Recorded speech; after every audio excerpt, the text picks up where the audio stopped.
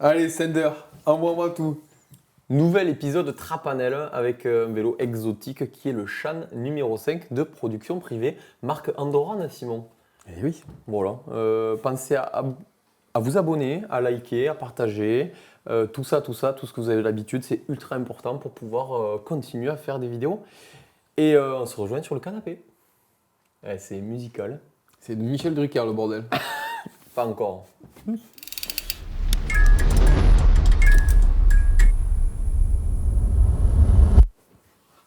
Action. Vous avez vu, il fait que geeker. Chaque fois, chaque début de vidéo, il est sur son téléphone. Le téléphone, c'est tabou. C'est catastrophique. On en viendra tous à bout. Oh.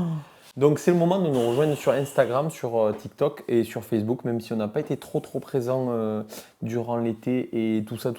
On va faire un petit point quand même sur la marque de production privée, parce qu'on n'a pas fait de vidéo production privée, et je pense que tout le monde ne connaît pas. Quoi, je suis mauvais parce que là, l'histoire de production privée, je connais tellement les mecs que je sais même plus quand c'était et compagnie, tu vois. Ben parle-nous des mecs alors. Les dates, je m'en souviens plus. Sur le site, ça doit y être. Marque Andorran, ça c'est marqué sur le châssis déjà. Ouais, alors ce sont deux Français qui ont créé cette marque, qui se sont expatriés chez Commensal en Andorre. Donc Ouais. ils bossaient en Andorre. Pour Commensal. Pour Commensal. Ils se sont retrouvés en Asie, forcément. C'est des ingénieurs de formation, chefs produits. Pour aller vérifier ce qui se passe, ce que bosser, toutes les voilà, marques font. Ouais, exactement. Et les deux loustiques là, ils se sont dit pourquoi on ne ferait pas notre marque de vélo avec notre philosophie et tout. Et ils ont commencé. Ils ont trouvé là-bas un fournisseur, je crois que c'était chez Aura, qui fait des cadres en acier de super bonne qualité. Ils se sont dit là on se fait un petit vélo semi-rigide. Ils ont attaqué comme ça à faire un vélo semi-rigide. Ouais. Ils ont fait après des composants, guidon, potence, avec un look très particulier, très inspiré de la moto, du monde automobile, parce qu'ils aiment ça. Damien, le boss, il collectionne des bagnoles, enfin, il a quelques voitures. Et en plus, c'est le graphiste aussi a une bonne patte. Et le graphiste, en plus, il est ardéchois. Tiens, il n'est pas très loin d'ici, en Ardèche, le gars qui fait ça. Et ils ont fait guidon, potence, jeu de direction, des belles petites pièces. Et on a les notamment vu un peu avec Cédric Gracia, qui a été à un moment donné un peu leur ambassadeur. Et ils poussaient jusqu'à là, quand tu parles d'automobile, les vélos avec une thématique autour de cette automobile. Ouais, ou du sport méca, moto aussi, voilà. Souvent inspiré. Vraiment l'identité visuelle. Mécanique, ouais. Ouais. Voilà, après, ça a commencé à deux. Il y a un du binôme qui est parti. Combien d'années, tu te souviens à peu près ou pas? Ça fait vraiment maintenant que je le Dizaine côtoie. d'années. Mais plus que ça, je te parle, c'est tout 2000, ça fait 20 ans. Ok, 20 ans. Ouais, 25 même. Ouais, peut-être. Ok. Je sais pas quand ils ont sorti leur premier vélo, mais On lui demandera, 2005. on le On mettra. regardera sur le site, ça doit être écrit, mais voilà. Après, Damien est resté tout seul à la tête de production privée. Il s'était associé avec une autre marque qui s'est montée en Andorre, Forestal. Donc ils avaient remonté à faire les vélos là-haut et tout. Depuis peu, il a retrouvé son indépendance et maintenant production privée, c'est que production privée et c'est toujours en Andorre. Et c'est plus que Damien qui est tout seul et qui fait fait tout. pas tout seul. Non, il n'est pas tout seul, mais c'est lui qui est tout seul à la tête de sa boîte. Il fait beaucoup de choses. Et en il tout cas. fait beaucoup de choses. Donc c'est lui qui fait l'ingénierie, plein de choses. Donc tu as toujours les petits vélos pour enfants, tu as toujours le semi-rigide et tu as le fameux Shan numéro 5 qui nous intéresse. Tout suspendu. Tout suspendu, le vélo à tout faire et qui a évolué. C'est la deuxième génération, je pense. Il y avait une première génération tout en acier. Que j'avais. Puis après, qui était en 27, non, tiens. Il était emulé, ouais. Ah non, full 27 et demi, ouais. 27, ouais. Donc après, il a sorti en 29. Et depuis peu, il a sorti une version avec un triangle arrière en carbone. Et triangle avant, toujours En acier. Ouais, c'est ça. Donc, c'est C'est pas commun. C'est pas commun. Production privée, il n'y a rien de commun. Dans la philosophie vélo, le design du vélo, le choix des géométries, le choix des décos. Là, on a une nouvelle déco Ridecaster qui est plutôt inspirée de la musique et voilà, du rock. Ouais, on va dire c'est un marché de niche, Ouais. mais là-dedans... On a deux couleurs quand même. On a aussi beaucoup plus sobre, Ouais. gris, Gris. qui est inspiré, j'imagine, de l'automobile, mais je n'ai pas la ref pour le coup. Il te dira à quelle voiture hein, ce gris appartient. Je trouverai de moi-même, mais là, j'ai pas la ref. Autant il y en a qui c'était facile. Mais oui, il y a eu des rouges, des bleus, de GT jaunes. 40. Ouais, il y a eu des trucs assez faciles. Ouais. Voilà pour la petite histoire. Ouais, mais c'est quelqu'un qu'on apprécie beaucoup, qui nous aide beaucoup aussi pour la chaîne. Moi, je l'aide développement produit, à tester des produits. Souvent, depuis longtemps, on se connaît. Quand on va en Andorre, on va rouler ensemble et tout. Pour le lancement de quand je travaillais pour Vélo Tout Terrain, j'étais allé essayer chez lui le vélo. C'est un mec super. il fait du vélo comme on aime, du vélo de montagne et tout. Et forcément, quand on a parlé de ce projet Café Manivelle, il nous a aussi pas mal aidé. Et c'est pour ça aussi qu'on a pu essayer ce vélo. Et qui nous a envoyé 2 châssis pour pouvoir produire des vidéos, notamment. Ouais, tuto méca. Entre autres. Hein. Voilà. Et ils servent aussi de test pour tester. Voilà. Il a été ultra Les réactif. équipements. Ouais. Il a été ultra réactif pour nous envoyer ces vélos pour qu'on les teste et puis qu'on continue à les utiliser pour tester des composants pour certains sujets. Du coup, autant avoir ces vélos, autant en faire une vidéo. Bah oui, vu qu'on l'a roulé. Moi, je le connais quand même, ce vélo. Je le connais bien. Ouais, moi, premier roulage, j'ai pété une roue avec. Donc c'est qu'il allait bien, il allait vite. Hein. Je peux, c'est vrai. T'as pété. Ah oui, c'est le mien. Oui. Putain, avec mes roues de fou dessus. Mais oui, je t'avais dit. Après, mode cross-country, tu me l'as dit. Ah oui, je t'avais dit que c'était là, j'avais monté pour faire. Ouais, allez, on parle de ce vélo, à quoi ça sert. Ouais. Du coup, base du vélo, des battements, les grosses lignes du vélo déjà pour commencer. Alors, c'est un vélo, pour eux, c'est un vélo de trail. C'est un vélo pour tout faire. Attention, vélo de trail pour eux, pour Damien, c'est un Andorre. C'est pas le trail de la Picardie, quoi. C'est pas le trail.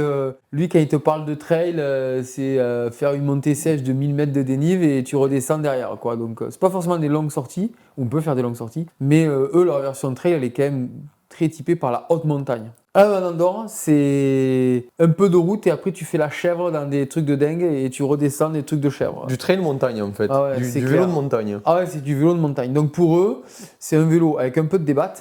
Donc c'est 140 mm à l'avant et devant tu vas de 140 à 160. Lui le vend à 150. Tu peux aller avec 140 si tu veux. Mais voilà, donc déjà quand même un débattement généreux. Presque pour les gens classiques c'est all mountain, pour eux c'est trail. Au niveau construction, simplicité, Damien lui il n'aime pas trop se prendre la tête, donc c'est un monopivot. Il y a un seul roulement principal au niveau du tube de selle ou du boîtier pédalier. Et après tu as 2 petits roulements dans la rallonge d'amortisseur. Voilà, pour le look. Donc pour l'entretien aussi, c'est cool. Ouais, il n'y a pas grand chose à faire sur ce vélo. Nettoyer aussi. À nettoyer, ça surtout pour nettoyer. Plus qu'entretien, c'est pour nettoyer. Ça fait presque penser à des vélos d'artisan. Tu peux pas avoir entre un peu les deux, entre l'industriel et l'artisan. C'est ça, c'est ça. Donc après, cinématique monopivot, tu as vu comment est placé l'amortisseur, donc c'est un ratio très linéaire. Je crois que ça fait 2,3, 2,2. Okay. C'est plat, très bas.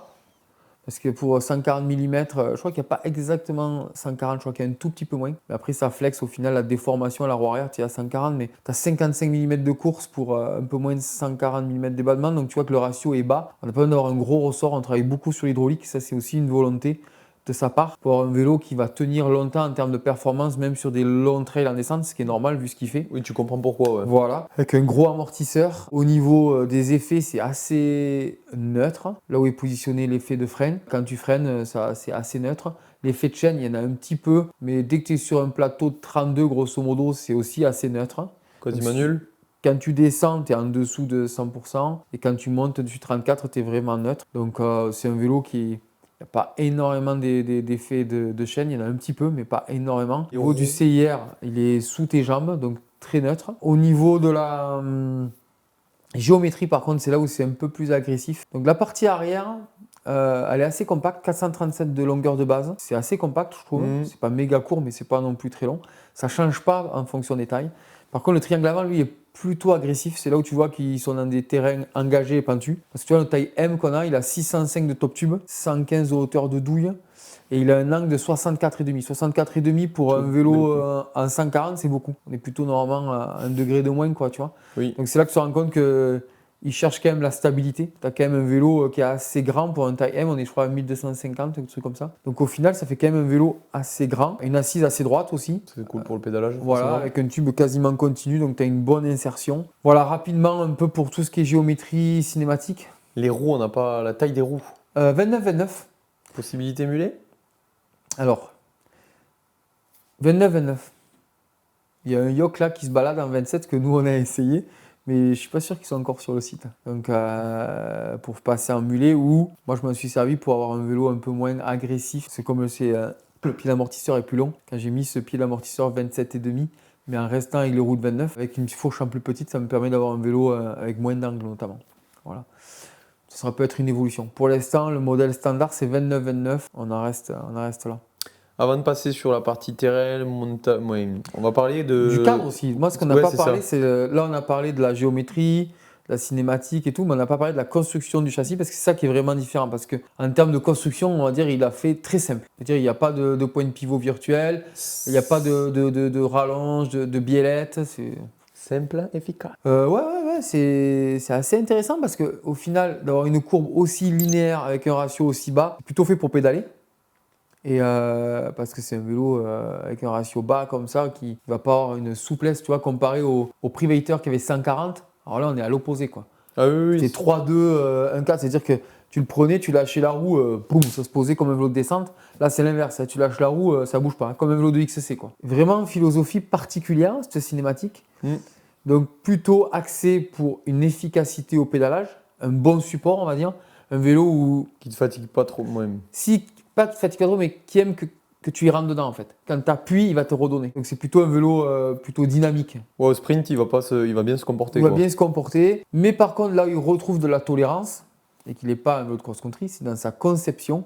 Tu as un triangle avant en acier, avec des tubes assez fins. Qui donne de la souplesse, le châssis. Donc, si tu veux, qui a tendance à bien se déformer dans ce sens, sans être non plus du chewing-gum. Mais après, la cinématique en tant que telle, avec ce monopivot, et comme elle est faite, l'arrière est assez souple. Donc, c'est vrai que tu as un châssis, si on regarde les deux roues, qui a facilement la torsion un travail latérale. Ouais, exactement. Donc, comme ça, d'avant en arrière, il peut être assez ferme et assez dynamique. Par contre, comme ça, il bouge beaucoup. Et sur des terrains naturels, ça permet d'avoir un vélo qui donne du grip facilement, quoi. Ouais, qui vire bien. Voilà. Maniabilité. Et pourquoi le choix du carbone, du coup, sur ce c'est surtout pour les masses, pour le poids. Il gagne, je crois, je ne sais plus, c'est 600 ou 700 grammes comparé au triangle en acier. Ah, que sur le triangle. Ouais. Et après, mécaniquement, les deux, c'est colossal. Hein. Et mécaniquement, ça peut apporter... Moi, parce que j'imagine qu'avec la fibre, il a peut-être choisi aussi une fibre. Alors, je te dirais que pour moi, je vois pas parce qu'il y a tellement de souplesse dans les articulations que je vois pas dans les jonctions au niveau de l'amortisseur. Ouais, c'est là où ça bouge que tu vas. Je pense que vraiment l'intérêt il est dans le poids. Dans le gain, voilà. Et c'est vrai que tu as essayé les deux vélos, ça n'a rien à voir, quoi. Mais parce qu'aussi le bras arrière il bouge, quoi. Il vaut mieux gagner 600 grammes sur le triangle arrière que sur le triangle avant. Tu le sentirais beaucoup moins sur le triangle avant. D'accord. Comme c'est sur le triangle arrière et que c'est en mouvement, c'est suspendu. C'est colossal le gain. C'est un peu comme mettre des roues de DH et passer avec des roues carbone. En fait.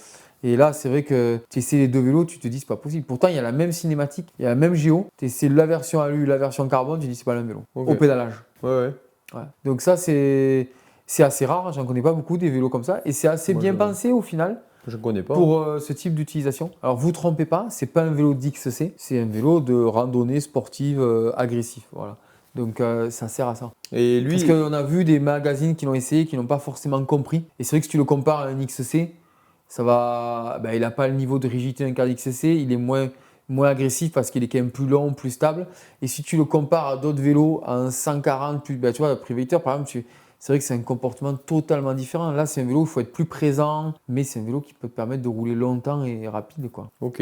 Et lui, c'est quelle typologie de sa cible en fait? Je pense que c'est le randonneur agressif, quoi, hein, pour être. Des profils comme nous en fait. Ouais, des mecs qui aiment rouler, qui veulent faire des kilomètres, qui aiment bien rouler des terrains plutôt naturels. Ouais, c'est un vélo de caractère.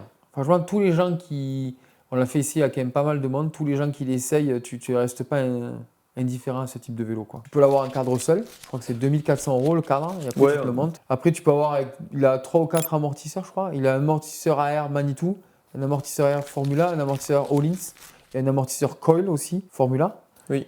Et après, tu peux l'avoir en rolling châssis, donc ça veut dire fourche amortisseur, Manitou, qui est plutôt trail. C'est une Manitou Matok en 34 avec un petit amortisseur. Plutôt All Mountain avec la Selva Formula en 150 et l'amortisseur Formula. Et après...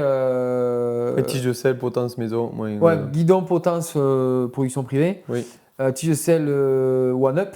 Oui, V3. Après les roues, il y a du... Pour le Manitou, c'est le même groupe, donc c'est des Sunringley. Et pour l'autre, c'est des Hunt. Voilà, exactement. Et là, ça va, je sais plus quoi, on va quoi, 4 000. Il y a 1000 € d'écart, je sais plus. Ouais. On vous laisse aller voir sur le site. Voilà. De toute façon, c'est le mieux. Donc il n'a pas de vélo complet.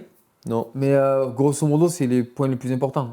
Cadre, suspension, roue. C'est, voilà. Après, à toi de choisir la transmission, les freins que tu veux. Mais ils s'embêtent plus trop avec ça. Ou le choix des pneus. Le mec dit, ah bah les pneus, moi, il me faut ci, moi, il me faut ça. Après, pour pas dire de conneries, il me semble que ça a été arrivé pendant la crise où il n'y avait plus de groupe, il n'y avait plus de freins. C'était compliqué, tout ce qui était équipement externe. Oui, puis c'est une petite marque. Il est entré artisan industriel.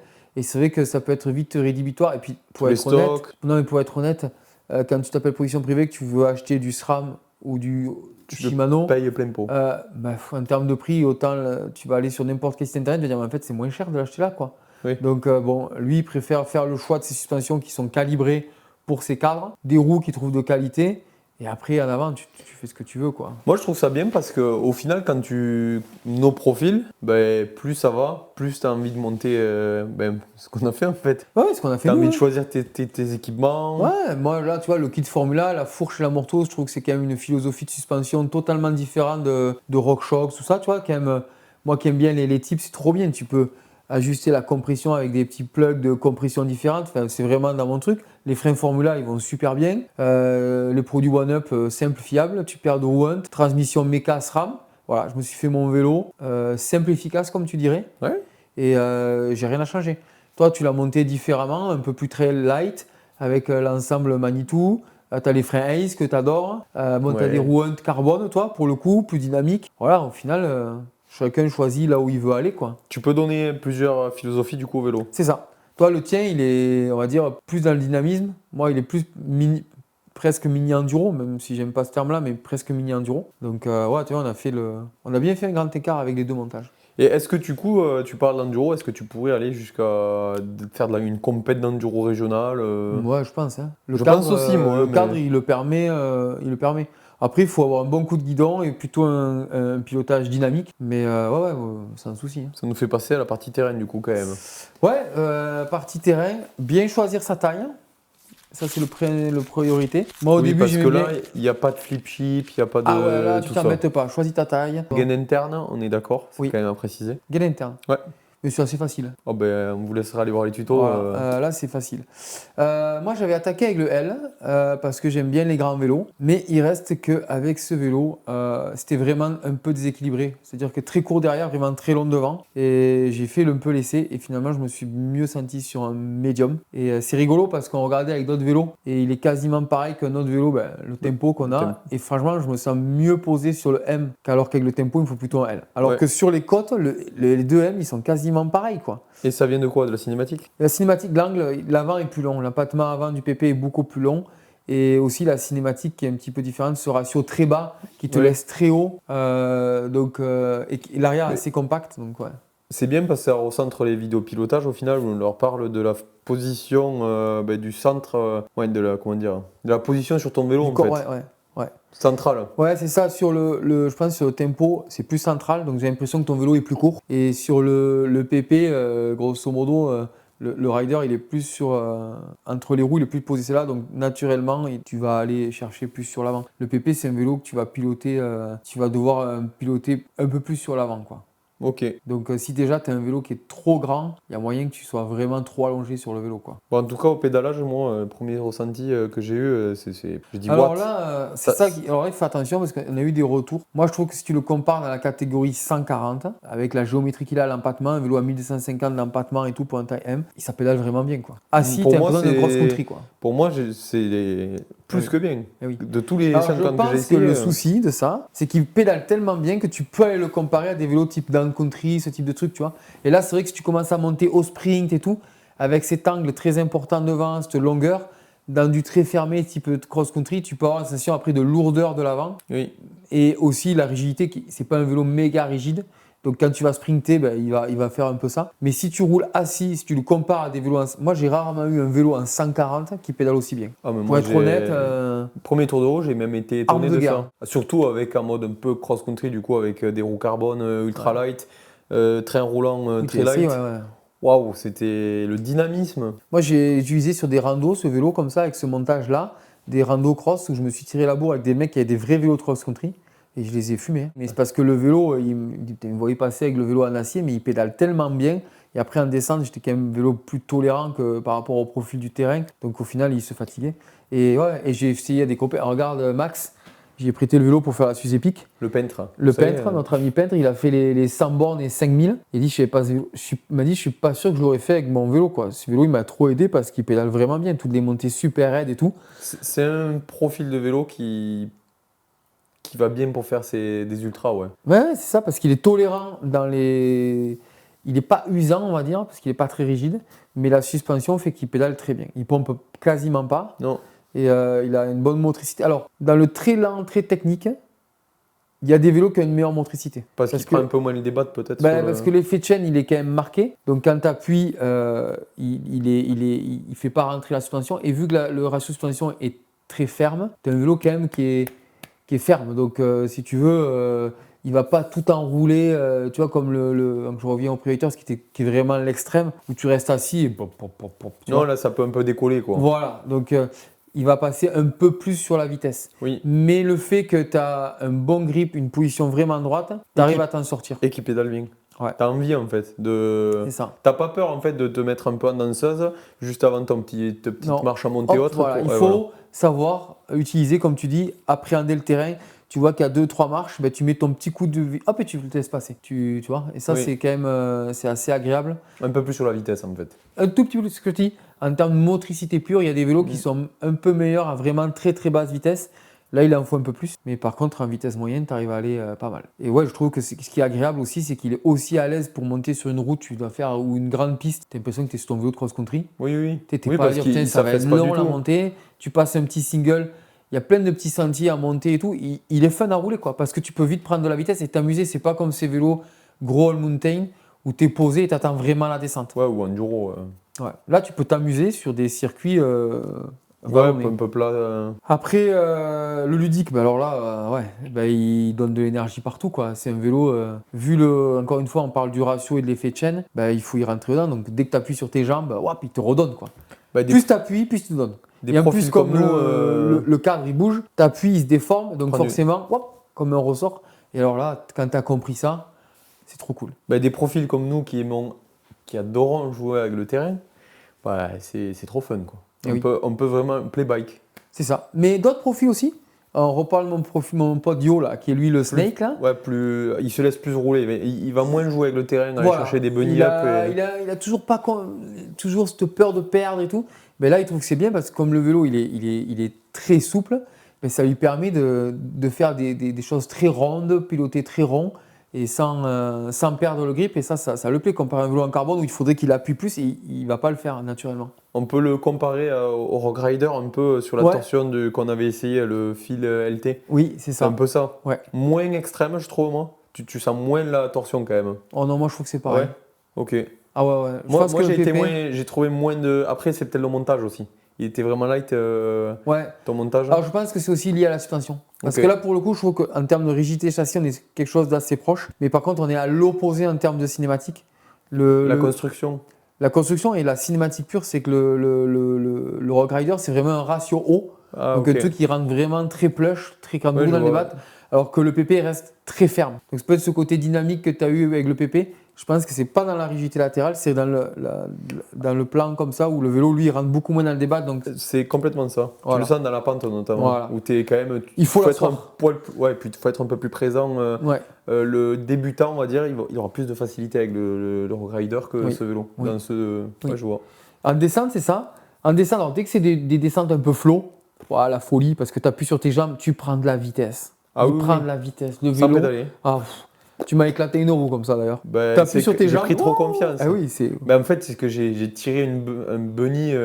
C'est trop facile de tirer des bunnies. Bas, il y avait une espèce de caillou de l'espace, j'ai tout posé en bas, quoi. Mais ce vélo, c'est ça, quand tu as pris confiance, tu appuies bas. En plus, il est assez court de l'arrière. C'est pas le plus stable de l'arrière, mais par contre, dès que tu peux mettre un appui, il est facile à placer, quoi. Ça, c'est facile. Tu le places où tu veux. A contrario, quand tu commences à fatiguer, il devient un peu exigeant. Et voilà, il faut être présent. Parce que quand tes jambes, elles n'arrivent plus à appuyer où il faut précisément, le vélo, il va pas trop rentrer dans le débat et tu peux la sensation de te faire un peu pousser. C'est là où il faudra bien choisir ton amortisseur et bien régler aussi ton amortisseur. Ça, c'est le plus important. Oui, selon la philosophie de la marque de suspension que tu choisis, soit tu peux l'avoir un peu plus, c'est difficile à dire, mais plus mousse ou un peu plus rigide. En fait, quand tu as un vélo comme ça, où le ratio est aussi bas et aussi peu variant, tu vois, qui est aussi linéaire.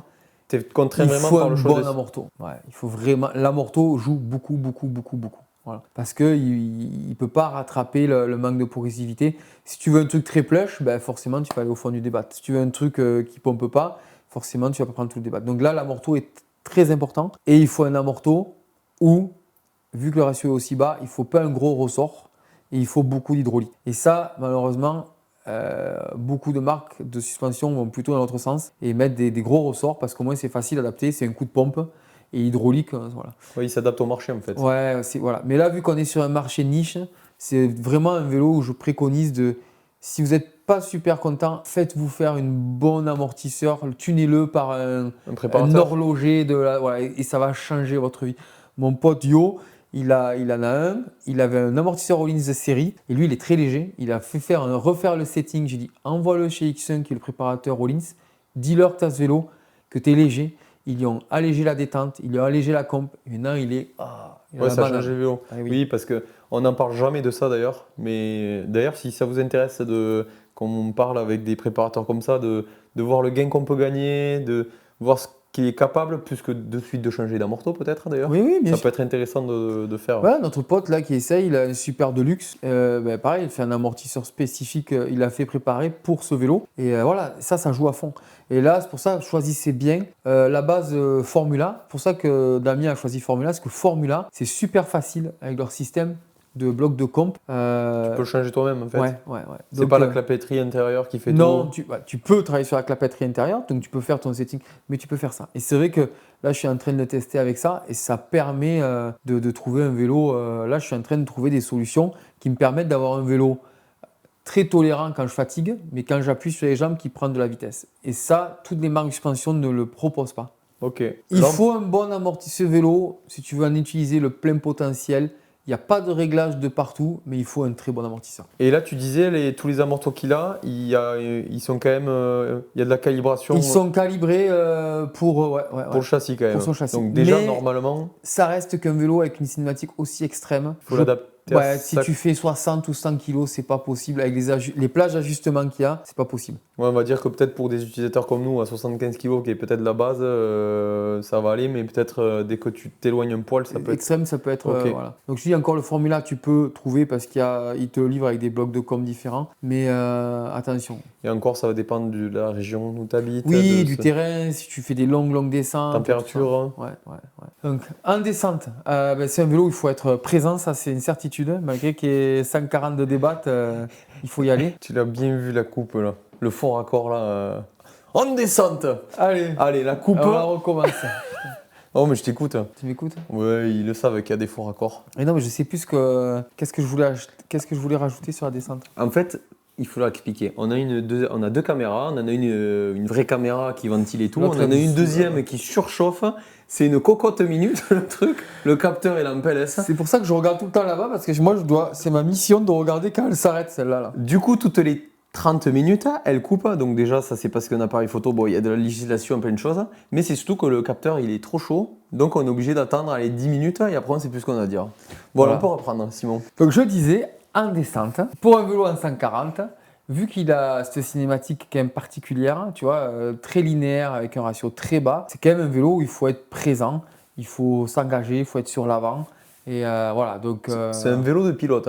Ouais, il faut le piloter, ouais, c'est ça. Après, quand tu vois la philosophie de la marque de niche, pour moi, c'est des vélos de passionnés. Comme j'aime bien dire, des vélos exotiques.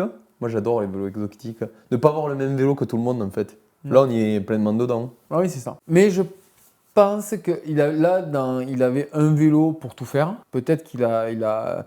Maintenant, ça va agrandir. Tu vois sur le site, tu vois qu'il travaille sur un nouveau châssis qui sera le chat numéro 6, qui sera plus typé enduro. On voit celui qui tourne en DH. Voilà, avec des biellettes, qui fait qu'il va avoir un comportement différent. Et là, peut-être que le 5 se repositionnera peut-être plus trail. Voilà, donc vous ne fiez pas qu'aux chiffres. Et c'est pour ça, en descente, c'est un vélo qui est cool, mais il faut y être, quoi. Niveau utilisateur, cible, pour qui est-ce que tu lui conseilles à lui là ou à elle derrière l'écran? Mais c'est assez vaste hein, finalement, c'est assez vaste, juste bien après ne pas se tromper dans ses ajustements de suspension. À partir de là, si tu fais les bons choix, vu qu'il pédale quand même bien, qu'il est tolérant, tu peux faire de la rando sans aucun souci et tu peux aller sur des terrains beaucoup plus extrêmes. Pour un débutant,